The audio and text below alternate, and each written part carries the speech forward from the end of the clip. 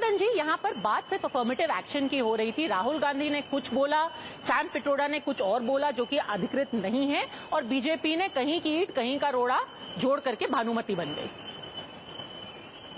पद्मजा, मुझे लगता है कि ऐसे मामलों में नेता लोग तो ये करते ही हैं, लेकिन जनता तो उसको देखती है कि एक्शन क्या है, कहा क्या और किया क्या। जयंत सिन्हा का आपने बयान चलाया और मुझे अच्छा लग रहा है कि जयंत सिन्हा ने 2013 में ये बातचीत की थी। हालांकि आज जयंत सिन्हा कहाँ है, इतिहास के कूड़ेदान में है। और मैं ये कहूंगा कि ये इंदिरा गांधी का समय नहीं है कि बैंकों को आप कब्जा कर लीजिए। ये समय नहीं है कि सरकार कब्जा कर लेगी किसी की संपत्ति पर। वो रहा होगा, इंदिरा गांधी का जमाना रहा होगा, वो जमाना अब दोबारा नहीं लौटेगा। लेकिन सैम पित्रोदा जो कह रहे हैं, इसको जरा समझने की जरूरत है। और जो शब्द है, जो एजेंसी पर मैं कॉपी पढ़ रहा था, तो उसमें उन्होंने लिखा है 55% is grabbed by the government. वो यूएस का उदाहरण देते हुए कहते हैं 55% is grabbed by the government. तो जरा शब्दों को भी देखना चाहिए कि कोई क्या बोल रहा है। और मैं बड़ा मतलब मुझे इसमें कोई संकोच नहीं है अगर कोई ये कह रहा है कि सैम पित्रोदा को नहीं पता है कि चुनाव के वक्त क्या बोलना और क्या करना चाहिए, पॉलिटिक्स से, वो इंडियन पॉलिटिक्स से कटे हुए हैं, तो इसका मतलब कि राहुल गांधी भी इंडियन पॉलिटिक्स से कटे हुए हैं। जितना सैम समझते हैं सत्यनारायण गंगाराम पित्रोदा जी, उतना ही राहुल गांधी भी समझते हैं। उदाहरण के लिए वो लगातार, मैं इसको अगर इस तरह से कहूं कि Rahul Gandhi wants to create class struggle within Indian society, ये करने की कोशिश कर रहे हैं। मार्क्स और लेनिन के चेले जो करने का दुस्साहस नहीं कर सके, वो एक दूसरे से लड़ाने की कोशिश कर रहे हैं। और जो वो कह रहे हैं, जरा मैनिफेस्टो देखिए, और मैनिफेस्टो के देश के अलग अलग शहरों में कांग्रेस ने लॉन्च किया। ऐसा ही एक लॉन्च तेलंगाना के हैदराबाद में हुआ था, जिसमें राहुल गांधी ने कहा था हम एक्सरे करेंगे, फाइनेंशियल और इंस्टीट्यूशनल सर्वे करेंगे, किस वर्ग के पास कितना धन है वो पता करेंगे, और उसके बाद फिर हम क्रांतिकारी काम करेंगे। बहुत क्लियर राहुल गांधी कह रहे हैं। तो जो अलग अलग समय पर, अब पी चिदम्बरम ने 2011 में कहा था कि इनहेरिटेंस टैक्स लगा दीजिए, लेकिन उस वक्त किसी ने नहीं उसकी चर्चा की। जब आप जो हो रहा है और जो कहा जा रहा है उसको एक सीक्वेंस में देखते हैं, तब समझ में आता है कि कांग्रेस पार्टी की मंशा क्या है। और चूंकि राहुल गांधी हताश हैं, निराश हैं, उनको दिख रहा है कि 24 के चुनाव में भी कुछ होता नहीं दिख रहा है, इसलिए इस तरह का प्रोपेगेंडा कर रहे हैं, इस तरह की एनार्की करने की कोशिश कर रहे हैं, इस तरह की योजनाओं के जरिए। Doctor Nikul Patel. Firstly, I would like to say that X-raying the Indian National Congress manifesto, Pradhan Mantri rightly said that we are going to snatch Mangal Sutra of every woman. I don't understand. Priyanka Gandhi rightly said that nowhere is written in the last so many years when Indian INC was in the power, never had done like this. Inheritance tax, what we are discussing right now, Rajiv Gandhi had rightly demolished it. And now when it comes to today about Sam Pitroda ji, definitely he is one of the elite member of Indian National Congress. But Jairam Ramesh rightly said that whenever we are forming any policy, we are thinking into it. We are looking at it critically and we are discussing all at CWC, and then it is forming the policy. It's not like that. Like Bharatiya Janata Party, where Pradhan Mantri said one thing and tomorrow it will be a policy. We are thinking in a larger, broader perspective.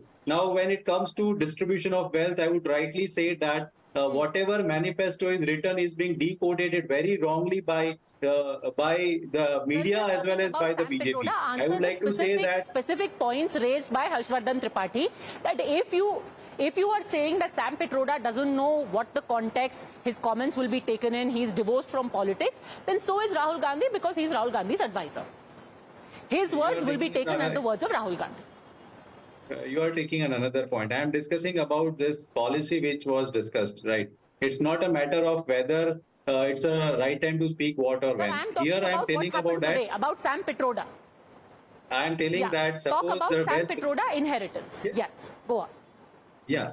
The manifesto rightly says that whatever collection of tax or national wealth based on population count which is due since 2011 will be distributed as per the population of the country, because we always believe that there should be a socio-economic upliftment of all the people in the country. Says. Today what he is saying is not in the manifesto. We know all of that.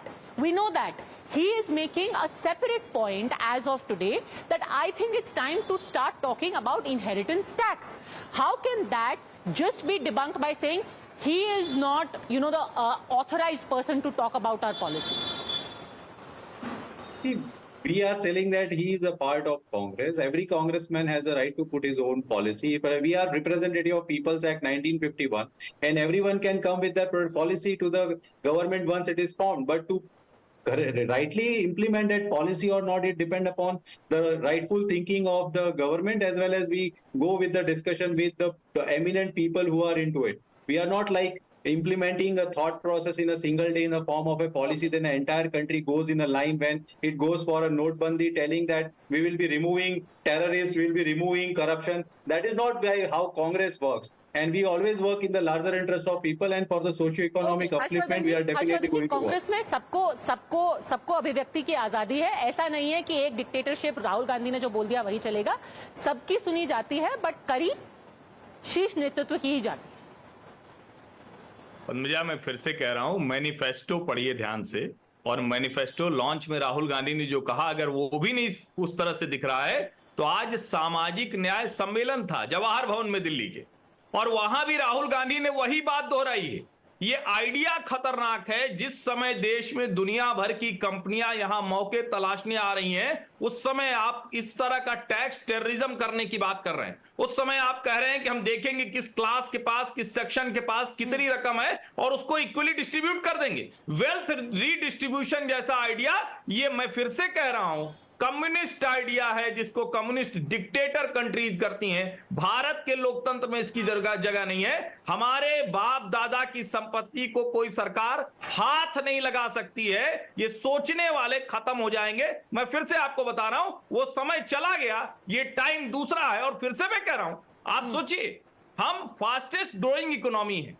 दुनिया की हर company हमारे यहां आने वाली है. आज Sam Pitroda से लेकर राहुल गांधी की बात सुनते हुए वो क्या सोच रही हो, किस तरह के देश की वो कल्पना कर रही होगी. और मैं इसीलिए कह रहा हूं, पिछले 10 सालों में जिस तरह की पॉलिसी है, और इन सब पॉलिसी की शुरुआत कांग्रेस के ही प्रधानमंत्री पीवी नरसिम्हा राव ने और उनके वित्त मंत्री मनमोहन सिंह ने की थी. दुर्भाग्य से कांग्रेस ने अपनी उसी पॉलिसी को उल्टा लटका दिया है, शीर्षासन करा दिया है. जो कांग्रेस पॉलिसी उस वक्त कहती थी 91 में, हर व्यक्ति किसी भी तरह से अगर अच्छे से काम कर रहा है, मेहनत कर रहा है, कितने भी पैसे कमाए, हम दुनिया की बड़ी कंपनियों में शामिल होने का सपना देख रहे हैं. और ये कह रहे हैं कि पैसे कोई कमाए, बांट किसी को देंगे. उसके लिए बाकायदा अफर्मेटिव एक्शन होता है. सरकार करती है ना, घर देती है, बिजली देती है, सड़क देती है, पानी देती है, सब्सिडी देती है, सब कुछ करती है. लेकिन धन बांट देंगे, संपत्ति बांट देंगे, कब्जा कर लेंगे, ये आज तक किसी सरकार ने कहने का साहस नहीं किया. किसी मैनिफेस्टो ने आज तक ये कहने का साहस नहीं किया जो दुस्साहस कांग्रेस पार्टी कर रही है.